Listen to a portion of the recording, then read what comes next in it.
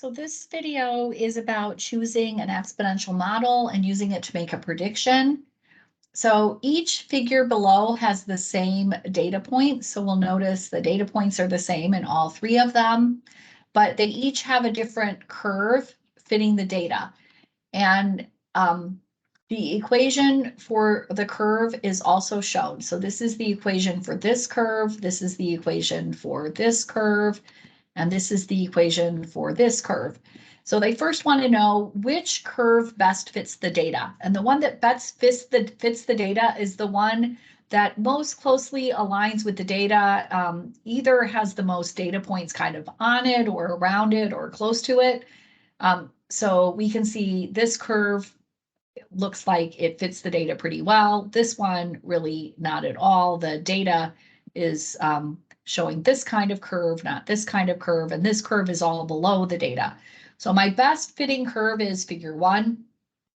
And then it says use the equation of the curve from part A to predict the value of the item at 12 years and round your answer to the nearest hundredth. So what we do is we're going to open the Alex calculator, and this is the equation of this curve. So it's y equals 54 times 1.13 raised to the x. So that's what we're going to put in, 54 parentheses 1.13, and the value y to the x. And the x value is 12 because we want to know what it is 12 years after purchase. So we put in 12 for x. And then they want it rounded to the nearest hundredth, which is 2 decimal places. So the answer is 234.06. Let's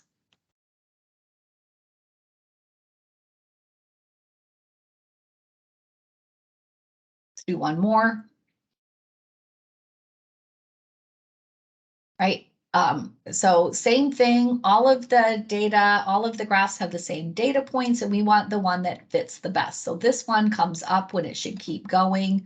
This is a line, it's not a line. So this is our best fitting figure 2.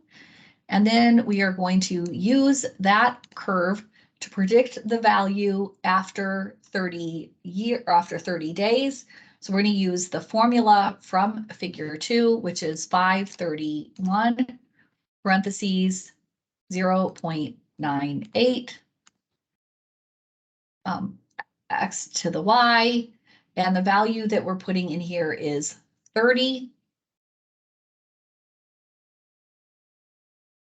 And they want it rounded to the nearest hundredth, so that's a 2, so we're keeping that 5, 289.65.